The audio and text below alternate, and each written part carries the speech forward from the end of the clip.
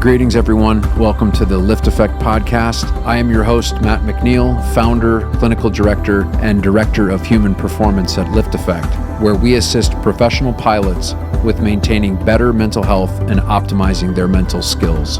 The goal of this podcast is simple: to help pilots and other high liability professionals and disciplines come out of the shadows to discover how we can live better lives personally and professionally. Join us each episode as we discuss various topics ranging from mental health, mental skills and performance, to business, entrepreneurship, and a few other surprises along the way. Welcome, ladies and gentlemen, to another episode of the LiftAffect podcast. I'm your host, Karl Keller, along with the man of many talents, Matt McNeil. You shake your head. Such a liar. No, I am not a liar. You are so talented. Every time I talk to you, it's amazing. I keep finding out other things you do. So you are a man of so many talents. I feel like, geez, my stature keeps shrinking here. I'm going like, Isn't it like, what's the master of many, or, man of many talents, masters of none. Masters of none. Yeah. Well, I'm not even a man of many talents. It appears. I'm no Mitchum man. I remember. Do you remember the Mitchum ads? Oh God! I remember in New York, the subway, like they had these like ridiculous misrepresentations of what men are supposed to be, and it was like it said it'd be like, if you find yourself jumping over a train to save a woman with her baby, you might be a Mitchum man. Yeah. It's like, so it was like, well, shit, man, I'm not going to do that. I'll try to save a baby, but I'm not going to jump over a train, man. I'll get killed. I can't even jump over a bench. It's so funny. The one I always used to talk about is from the old Virginia Slim cigarette. I said, "You've come a long way, baby." Mm-hmm. Mm-hmm. And then it's totally. You've come a long way, baby. I think just about the majority of commercials and shows back in the 70s, if they were here today, All in the Family. Oh my God. Could you imagine? So we've, yes.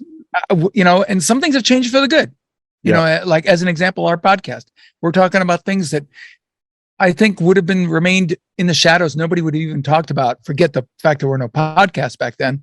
Well, and forget pilots are still in the shadows. Yeah, but now we're talking about it. We're talking about it. It's a conversation. They're coming out. They're coming out of the shadows. We're coming out. It's happening. You're the conversation. I'm the peace.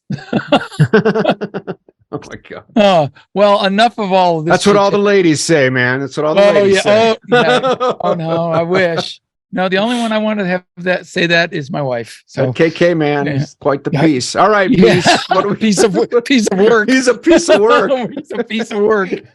Oh, she used to say, some people you can't take out in public. She can't take me out in private. So there you go. Yeah, I know. Well, my wife says, she says, so why did you marry me? She says, because you caught me in a weak moment. Yeah. Well, it's married up. If my wife ever takes her blinders off, I'm so toast. So yeah, me too. All right. Well, you know what? I think we have a great question today, and I know that you can take this down in many ways, because this is something we've talked about having as a subject. So I think this question will be a great lead-in, and then we'll just kind of follow where the trail takes us. Cool. So one of our listeners, it said, seems like our profession is prone to high rates of divorce. Ain't that the truth? Can you talk about some warning signs to look out for? When is it necessary to get counseling? When is it necessary to call it quits? Thanks for the podcast. So, yeah, I mean, that seemed to be a very common comment and in the cockpit. So, yeah, this is true. Yep. I remember people used to say, AIDS, airline inflicted divorce syndrome. It's like that joke, you're not a pilot unless you're twice divorced. Yep. I mean, there's a high rate of divorce in our industry for sure. And a lot is there any study that gives percentages? I don't know. I'm sure that there is some kind of, because it sure as heck seems awfully high. It's high. I think it's high there's studies on professionals, like if you're in a profession, especially professions that require a lot of travel. So, why is the rates so high? Well, divorce just in general society is pretty high. It's like, I forget the latest, but people under 35, it's like 50%, which is, kind of nuts, which begs the question, like, are we meant to be married? I mean, is it outdated? Are we outdated? Is it irrelevant? I don't know. That we can get into religious stuff or ethical stuff, but when the divorce rate's 50%, that's a problem. There's a problem somewhere. Where is the problem? Not sure. I have some ideas. I would say part of it could come down to mindset. It's the way you approach to being in a marriage. Is a lot of it, I think. For sure. How you behave in your marriage and how you maintain the marriage. Getting married isn't the end stop. It's the beginning. It's the beginning of the work. It's not the end of the work. Oh, yes. But I think, I'm not divorced. I've never been divorced. Yeah. I'm matter of fact, on the 21st month, it'll be 22 years for me. I got married late in life, but I maybe more mature because I wasn't very mature when I was younger. I'm just less immature now. Yeah. Well, I mean, I think I was 28 when I got married, and we'll be married 40. For 20 years. Yeah. Yeah. So I feel very grateful. But it's work, and it takes work, and marriages are not perfect. And there's this idea that we're supposed to grow together at the same time is absurd. Like there's times where you're going to grow and your partner's not, and there's times where there might be growing or be changing or experiencing something where you may not. Oh God, and I think you've got to be able to kind of roll with some of that. But there are, I think we have high divorce rates, at least as pilots, is because we're gone a lot. Yep. And if you're absent a lot of the time, some marriages work because they are absent. I mean, I know a lot of pilots get divorced after they retire because all of a sudden they're home and they're like, I don't like you home. I liked it more when you were because it's been that way for so long. Yep. All of a sudden it's kind of a shock to the system. It's dynamic changes. You've got your routine and you're making all the spouse, the other is always making all the decisions in the house because you're gone, half the month. Now all of a sudden you're there all the month.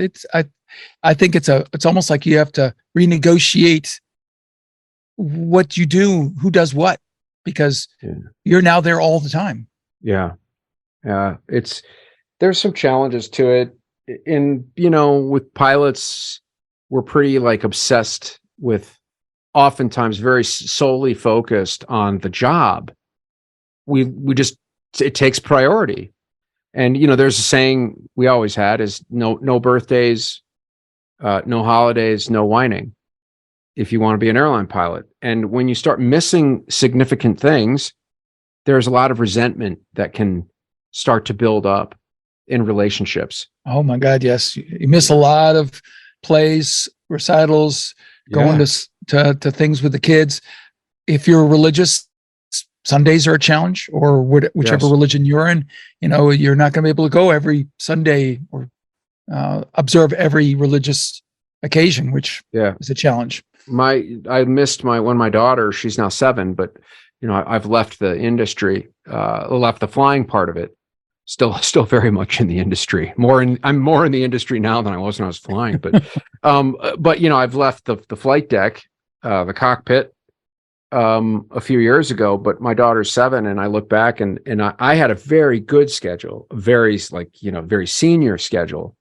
And I still missed everything from her first 3 years. I was just gone. I missed really, just a ton. I was able to get the birthday and able to get Christmas, but like the weekly day to day, I was just gone. I was not around. And that is a big factor in why I left. It is amazing because half the month you are there all the time. You get to be able to, to do the things that a lot of 9-to-5 dads or moms don't get to do, but you're at the mercy of the schedule every month. Yes. Unless you're like number one person, you're not guaranteed of getting what you want every month. No. So No. what are some warning signs that you feel like that you need to look out for, and how did, some tools and strategies? Yeah. So, well, there's some very published good data on why marriages do not succeed. What are the factors where marriages are I would say when they reach that doomed point. You can always come back from some of these issues, but if you don't come back, then the marriage is pretty much doomed. And I found it clinically in the practice this is true. But look, first is if you feel like you're not, something is just not happening in your marriage, or it just feels like it's on extreme autopilot that is leading to avoidance. Like, you know what, I just feel better not around this person. That's a problem. If you feel like there's a level of disconnection, that's a problem in your marriage. And just avoidance isn't a strategy. Avoidance is not a long-term strategy. So I think you just got to know if something feels, like it's not working for you, then it's not working for you. And you need to probably approach that with your partner with some professional help. At least start with your partner having a conversation about it. If you can't have a conversation about the relationship, that's a problem. But there's 4 areas that are written about extensively by a guy named John Gottman. Gottman is kind of the father of marriage counseling. I think he and his wife are very famous psychologists, clinical psychologists, and marriage therapists, and they've written they've looked at all the research, and they've written extensively about the factors in what determines a successful marriage and what determines a fairly unsuccessful marriage, which then can lead to high propensity or probability towards divorce. And they call it the 4 horsemen. The 4 horsemen of the apocalypse was just a metaphor depicting the end of time in the New Testament of the Bible. That's right. So these are not religious stuff. They just call it the 4 horsemen because it's just something you can remember. What the 4 horsemen are is their criticism, contempt, defensiveness, and stonewalling.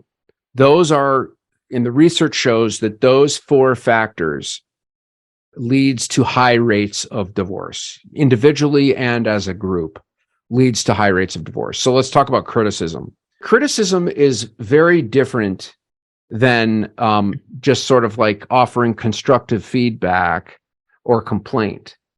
Constructive feedback there's specific where criticism is just more this overarching, like just it's kind of an attack. Now, just because your partner is criticizing you doesn't mean that you're doomed to a divorce, but it is a factor. If the criticism is pervasive with no constructive outcome, that's a factor that leads to distancing and then subsequent separation. Yeah, I've always looked at constructive versus destructive, where you're trying to look for something positive versus just tearing down with nothing positive to say. Yeah. So like a complaint, let's talk like an example. A complaint would be, you told me that you were going to do this and then you just didn't. And that upset me. That made me feel like you didn't care. That's a complaint. A criticism is more this, oftentimes it's global. You never. Right? That's kind of a general criticism. Or sort of it's an accusation. Or you're a selfish, POS, and all you care about is yourself. It just leads to emotional shutdown. Or they say, I always have to do this. Right. So that, where it's the inference is that you're not doing it. Same thing, just putting it in from terms of an I versus you. Right. It's overarching universal truths of you never, you always. It's like, well, is that really true? I mean, maybe, but probably not. Right. So that's the first horseman, right? The second is contempt. Contempt is when you are trying to disrespect or hurt the other person. That's what contempt is. you're trying to hurt them. And we do that by disrespecting them. We can do that through ridiculing, through I find oftentimes sarcasm is a big sign of contempt when couples are just really sarcastic to each other. Ignoring. Well, that we'll get to that. Contempt is not ignoring. Contempt is I'm going to try to dig at you. I'm going to eye roll. I'm going to scoff. I'm going to aggressively try to hurt you. That's what contempt is. Not physically. I mean, that's a whole nother thing, but just emotionally, because it's the next step to criticism. Criticism can if it becomes like, okay, now I'm going to strike out, that is contempt. It's an eye for an eye kind of crap that couples do. So that's contempt. Defensiveness is what we do when we're responding to the criticism or responding to the contempt. And now, of course, we all become defensive. That's a normal adaptive reaction. We want to protect ourselves. But when it's just pervasive, nobody can take a criticism, or even just feedback, or complaint without going into defensive mode. That's an unworkable solution. That's an unworkable strategy, and it doesn't work. Defensiveness doesn't work. So that's a huge issue as well. And again, the point of this is not to say if you have these in your relationship, you're doomed. It's just these are the things that tend to wear relationships down to where somebody these are potential red flags. Yeah, they're red flags, and they're critical areas. These are areas of vulnerability. Use some aviation terms, AOVs. It's the last 1,000 feet. Better pay attention. And then the last one, I think this is the worst one, and this is usually a huge red flag, is stonewalling. Stonewalling is when somebody just withdraws from any kind of relation or interaction. It's a complete shutdown, and they're just zero response to the other. They're just like stone cold. Rather than, dealing with these issues, these, people that stonewall, they just completely start to tune. They just tune out. It's just shut down. That can be in the form of just literally stonewall, like staring at the person like they're not even there, or just acting, bailing, just avoidance. I see this with pilots a lot. You know what? I'm going to go pick up some trips. Wife's upset, husband's upset. I'm going to go pick up something in open time. I'm out of here. Or I'm just going to be, distracted with this. I'm holding up my cell phone. Right? When somebody's upset and then the other person is on Facebook or TikTok, that is a aggressive form of of stonewalling. And the reason that we do this is often it's a response to being completely overwhelmed. Like, I can't take any more of this. I'm just overloaded. And so we just, it's called dissociation, right? We just check out, just gone, go somewhere else. Emotionally, that's a huge problem. And when relationships have gotten into a place where somebody or they're both just completely stonewalling each other, that's like critical mass. Because think about the destructive nature of that. I mean, I think it was the Dalai Lama or Gandhi, one of those guys, that said the most aggressive act of violence that humans do to one another is to not listen to each other. And that, if you think about, war is like, it's somebody is just not listening to the other. I've always looked at the fact is that I told my wife, I think the most important thing that we have to be able to do is communicate. If we can't even have a conversation where it devolves immediately into a he said, she said, or that there's a defensive, well, we just can't just have a conversation, just talk about something. Yeah. Then there's problems. And that's not to say that in any relationship, you're not going to have these peaks and valleys. A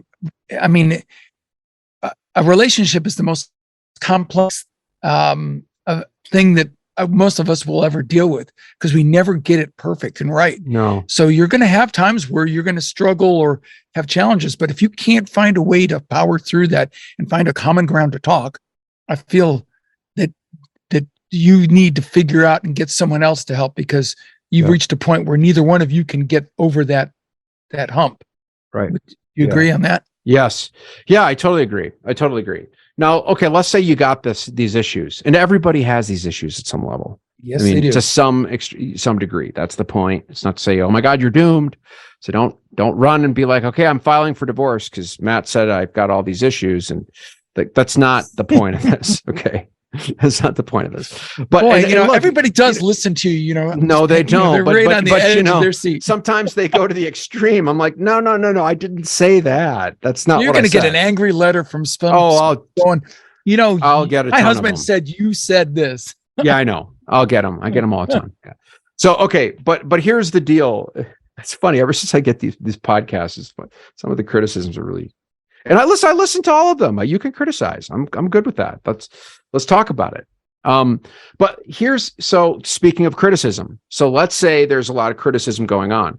Now, one of the things I tell my clients, and I really have to tell myself all the time, is when you're upset and you're, with your partner, with what they're doing, if you use the word you're screwed. You're absolutely hosed, because anybody can argue that.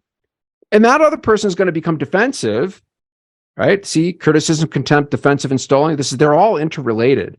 We become defensive, and somebody says, if you're, treating me badly, or you don't care, they can easily say, that's not true, right? You can argue that. But here's something that people cannot argue. I statements. I feel this way when we're in this kind of situation, or when you come home late and you don't call me and let me know, or when you pick up trips in open time without letting me know, or you switch your schedule around without letting me know. This is the stuff I see all the time. I feel this way. They can't say, no, you don't. No, you don't feel that way. Like I said, nobody ever. You can't argue with how you feel. So I think using I statements is a lot more approachable for the person that's receiving the feedback. Okay, this is whether it's right or wrong, this is how I feel when this happens. When you do this, this is how I feel. That's a great way to change things out of criticism into something that's a little bit more constructive. One of the words I use an awful lot is we. I try to look at things from a we perspective. Sure. But when I'm talking about feelings, those are yours. They're not somebody else. We don't feel a certain way. We are two individual people, and we're a unit, and that's fine. But what happens when you individuate and you have separate priorities, or things are different? And again, growth happens unequally. So it's really important to say, you know what, this is how I feel. It's not right or wrong. It's just how I feel. There's no argument there, because you don't want to create a debate. That's where it just goes nowhere. Somebody says, well, no, that's not true. Well, where are we at now? We're going to get into a diatribe about, are we going to go to court, create a little court here about who's right and who's wrong and who's got the better argument? It's a kiss of death. So start with, when there's criticism, start with I statements. Don't do you statements. It's a fool's run, and it goes absolutely nowhere. Contempt.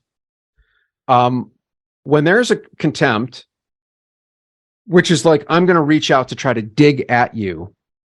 I'm going to try to insult or abuse you or hurt you. It's better to try to find a little bit of gratitude or appreciation for the other person. So I think, and when couples come in, and I don't do a whole lot of couples counseling anymore, but I do occasionally. I will do it. I have a therapist that works with LiftAffect that does all that. But I ask them right away. Now, usually what happens when people come in for therapy, right? They just sit there and air out their dirty laundry, right? Start lobbing missiles, right? You do this, you do this, you do this, you do this. But I like to start sometimes with, what brought you two together? Something did. And they start talking about why they got together, why they fell in love with each other, why they decided to be with each other in the first place. And it's amazing then how the missiles like quiet down, and we can forget, like, why the hell did we even get together in the first place? So building some gratitude, some appreciation and recognition of what brought you together in the first place is a way to start to shut down some of that contempt. It shuts down the eye rolling and the jabbing back. When you realize, okay, this is a person I once loved a lot. Maybe I still do. Maybe I just need to reconnect with what I care about. What were the qualities that brought us together? So just reflecting on that is a way to like shut the contempt down, so we can maybe have a constructive discussion about what is some of the issues in the relationship. Defensiveness, which is just like, you're making yourself the victim. That's what defensiveness is. I'm gonna hold this up. You've seen this many times, right?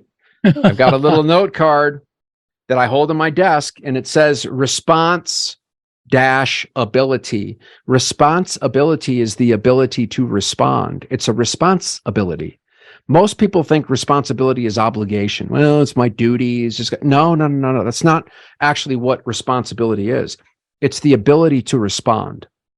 And the opposite of responsibility is to react. So when I find myself being reactive, it's because I've lost the ability to respond. A bomb goes off, I have to jump. That's called reactivity. Responsibility is like, no, I'm going to actually have some intention in this situation, and I'm going to step up and take responsibility, so I now know how to respond. It's an insurance policy. It buys you the ability to respond. So if you're being defensive, you actually have lost your ability to respond, and you're just reacting. That's what defensiveness is. It's reactionary. So accept your partner's criticism or complaints or their perspective and their feelings, and take responsibility for any wrongdoing that you have in this, because you have some. We all do. We're not perfect. There's an old saying, there's 3 sides to every story: yours, theirs, and the truth, which is you in the middle. Sometimes leans one way or another. It's in the middle. It's gray, and it shifts, and it depends. And there's truth and falsehoods to everything. And a saying in therapy is, the truth is always changing. The story is always changing, because it's complicated. But taking responsibility gives you, it empowers you. It empowers. And when you're defensive, you're losing power, right? You're becoming defensive because you feel you've lost some control. So if you want control in an adaptive way, not in an over-controlling, obsessive way, is like, just say, okay, I'm going to take responsibility for my part in this. This is, I'm sorry for what I've done that was wrong or that negatively affected you. It's not about whether it was right or wrong. I'm sorry that this hurt you, and I don't want to do that. That's what responsibility is. And then stonewalling, which is that whole like just shut down, withdraw, avoid conflict, just distance and separation. I think it's best to do some, and I hate this word, we use it in psychology all the time, is self-care. It's always bothered me, but I think it's true. You need to that is where you are shut down. When you're stonewalling, you've lost all ability to respond, and you're dissociating. You're just checked out.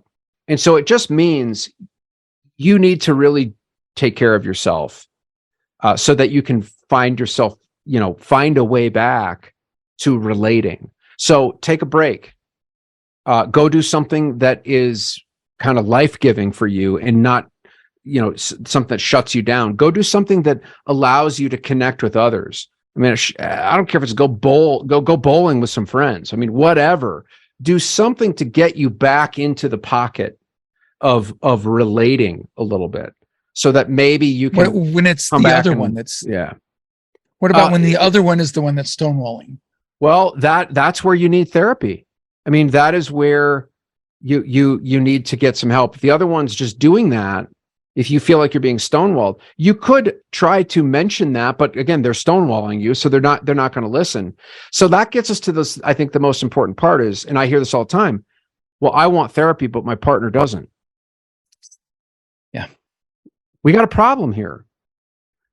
Because if the marriage is broken, if the car is broken down and you're not willing to do maintenance on it, what's going to happen?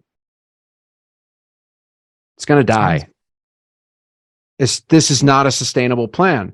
And so here's what I recommend to people. If you want to work on your marriage and your partner does not, and you're experiencing some of these issues, this is what I tell my clients. You can say, listen, I'm booking a session with a couples counselor to talk about the marriage. I'm going to go on Tuesday at 1, whatever it is. I hope that you can make it. That's it. But I'm going to be there talking about our marriage. And most of the time, people will show up because they'll be like, well, shit, I want to, you're talking about the marriage. I need to be there so I can defend myself. Right? I can tell my side, and a good couples counselor will be able to help you navigate this stuff. Try out different therapists. You don't have to just take the first one. But if you want to work on the marriage, say, I'm going to go work on the marriage. I'm going to be talking to a couples specific counselor, therapist, and I'm going to be talking about our marriage. I really hope that you can come. I would love it. I would love it for you to be there. If you don't want to be there, that's your choice. Because forcing somebody is not a good strategy. And look, the reality is if you want to work on the marriage and the other person doesn't, you probably need to get a divorce at some point, because that's not a marriage. If you're the only one that has to change, and it takes two. Marriages are not all one person's. It's just all one side. That's BS. I don't buy that. It takes two to be in a marriage, and the only successful relationships are where two wholly psychologically independent people choose to come together to be in a relationship with one another. They're individual people. Yes, you can work as a team, and but you have your own feelings, and they're not always going to match up with your partners, and they don't have to. That's not how we're biologically created. So, but you have to be able to navigate that. And if your partner is just, at the end of the day, they're like, I am not going to navigate this with you. This is all you've got to figure it out. I would question, is that a marriage that you actually want to be in? Yeah. The listener said, when is it necessary to call it quits? I don't know that it's ever necessary, but like you said, there's some, because like you said, no one size fits all. What may be a trigger for you may be totally different for another couple, I guess is what I'm trying to get at. Because there's no clear defined, when this happens, that. Well, I have some thoughts on that. I think there are times where it's necessary to call it quits. And we've talked about when. I think we have an episode on quitting. When do you quit? Well, one is if it's a cul-de-sac, if it's not going to get better. And we've tried it. It does not get better because, quite frankly, somebody's not taking responsibility, and they're not working on it. You quit. If it's a cliff, if this is going to lead to worse and worse things, like physical abuse, mental abuse, just horrific contempt, you need to get a divorce. If it's absolutely unsolvable, it's unreconcilable differences where you cannot come together, and in fact, it's starting to harm the other person, you do need to call it quits on this. But you got to do the work first. And it's so easy, just like, oh, let's get a divorce. It's still probably, it's like, guess what? You're going to do if you don't fix the underlying process, you're going to do this again. Which is what we see, right? People, I remember finding guys that are like 6 times divorced. It's like, seriously, man, like you haven't learned. Obviously, you're not learning something that you need to learn. And women too. It's just the same. So you got to work on this shit, and you need to figure it out, or you're just going to repeat the pattern. But I don't think marriages are supposed, okay, we took the oath, and I'm going to do this no matter what. There's a point where it's diminishing returns, and there's a point where it's actually destructive. And when it comes to abusive situations, that is a game over. Yes. You need to, Yes. So yes, but I agree. You don't quit just because it's hard. I mean, it's going to get hard. And I think when you start making excuses or rationalizing things, a good example would be, as I've heard, well, if we have another, having maybe that'll get us back together, or even what's worse is staying together because of the kids. Know that if you're staying there for that, I think that's a huge recipe for a disaster. You can still be an outstanding parent, even though you're not there. Yes. Because with a child's life, but to stay there in an abusive or a destructive relationship, what are you showing children? You're not showing them a positive environment at that point. I agree. You're modeling, something that they will say, oh, that's what a relationship looks like. And so it's what they know. It's what they know. So it's good having kids. Listen, I understand when you have a child, you're like, I don't want to do this to my kid. Like my parents divorced when I was 7, and it was very painful for me. It was very, there was a lot of confusion that was happening around that. And I think about, boy, I wouldn't want my child to go through that. But kids do what is modeled for them. And if you're in a doggy relationship that's dysfunctional and unhappy, well, you're normalizing that for your kids. And so that should be a good motivation to try to work on the marriage and actually do the work. If you love your kids, do the work. But at some point, you've got to know when this is not working, and this is going to lead to worse outcomes. But you got to do the work. I would say one last thing, and again, I'm not a marriage counselor, but my opinion is that if you reach that point where it's time for you two to go separate ways, the one thing I would tell you is to seriously consider letting your children know it's not their fault, because so often in a divorce, the children they take it on themselves as if it's their fault. Right. My parents, if I only did something better, my parents would still be together. It's not a child's fault when two adults can't reconcile their issues, whatever they may be. Yeah.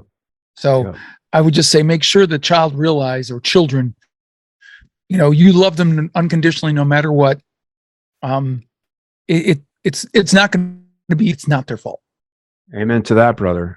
Yeah, for sure. That's a huge one. So anyways, I think that's kind of again, the disclaimer, this is, if you're having these issues, it's not to say I got to go get a divorce. It's just like, these are the issues that over time, when compounded, when not worked on, lead to separations and leads to divorce, or just leads to very unhappy marriages. So what's your final thought for the day? My final thought is, let's see, what's sitting on me? Responsibility. And I write the word responsibility on a note card, and I keep it on my desk, so I'm always looking at it. And I use it all the time on myself. I use it all the time with my clients. I think when we take responsibility, we gain the ability to respond. And when we shirk it, all we can do is then just react to whatever the hell is happening. And certainly as pilots, we don't like to be reactive. We like to brief things. We like to kind of have a game plan of what to do when things don't go the way that we anticipate, or the way that to our liking. We need to be able to respond to the situation in a positive way. And so in your relationship, just the more you can get in there and say, I'm going to take responsibility for my own part in this, it empowers you. It doesn't make you weaker or more vulnerable. And vulnerability is not a bad thing, by the way, but it empowers you to really step up and take some steps to doing something different than what you've done. And if you always do what you've always done, then you always get what you always got, and things tend to repeat themselves. So I think the word today is just responsibility, especially in a relationship. It's incredible what that can do, because it's modeling for your partner too. Model the behavior you want to see in your partner. You need to do it yourself. And it's contagious. It's infectious. It might not take right away, but eventually it will. And so that's my take on it. I'll throw one word in there, and that I've always said, and that's accountability. We all are accountable for our actions. We can't always blame others. We control what we do and what we say. That would be what I would say. It's what other people do. You're in control of your life and no one else. Yep. Agree. So what I would ask, and what Matt asks, is smash the like button. We want to grow this and get this in front of as many people as possible. If you like what you're hearing, let us know. If you want more of what we're talking about, whether it's about business, whether it's about relationships, whether it's about mental states, we want to know, because this is all about you, for you. So if you like what we're talking about and you want more of it, tell us. Yep. That is what we want to know, because we want to make sure that we're not just talking to ourselves. We can do that without being on the podcast. I'll tell you, we're getting a lot of listeners. I mean, we can see the data on people that are listening. It's a ton of listeners, which we're so appreciative of. But hit the like button and subscribe to it, because that makes the podcast more visible. And our goal is to help people like us. And we need it. And a lot of people don't know that there's resources, or even as, pilots or physicians or attorneys, that we can talk about these things. And we want the podcast to be a place to really start to have that conversation. And if you can walk away with something that you can use, it's like mission accomplished. But share that gift with your community. Yep. And so we're not getting a lot of, I think people just forget to hit that button, but it helps us get more visibility to reach more people. So we really appreciate if you could just, it literally takes 2 seconds to hit the button to subscribe, or just rate it. And if you don't like it, rate it. Tell us let us know. Like it. That's Absolutely. All good too. Yeah. If you have anything you want to drop us a line, please podcast@LiftAffect.com. Again, we thank you. We appreciate you, and we want to continue giving you what is best and what you enjoy. With that, we thank you, and we look forward to seeing you on our next podcast. Have a great day. Adios.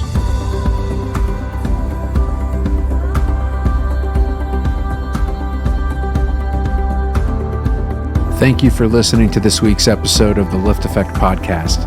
If you want to dive deeper into this episode and every episode, go to our website, LiftAffect.com/podcast. If you're enjoying the show, we would love it if you'd follow us on Spotify and rate, review, and subscribe on Apple Podcasts. We really appreciate your support. You can find me on Facebook, Instagram, and LinkedIn, all with the ID Matthew McNeil. This show is brought to you by LiftAffect, a clinical mental health and consulting company that assists air carriers, corporate flight departments, pilot unions, and commercial pilots by providing comprehensive psychotherapy and mental skills coaching services to pilots with mental health and mental performance-related issues. Visit LiftAffect.com, that's LiftAffect.com, to book your free consultation. And finally, this podcast is for general informational purposes only. It does not constitute the practice of counseling, psychotherapy, medicine, or any other healthcare service, including the giving of medical advice. No therapeutic or provider-patient relationship is formed. The use of this information and any materials linked to this podcast is at the user's own risk. The content of this podcast is not intended to be a substitute for professional psychological advice, diagnosis, or treatment.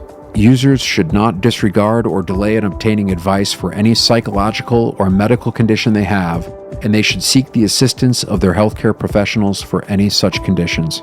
Thanks for tuning in, and we'll see you next time on the LiftAffect podcast.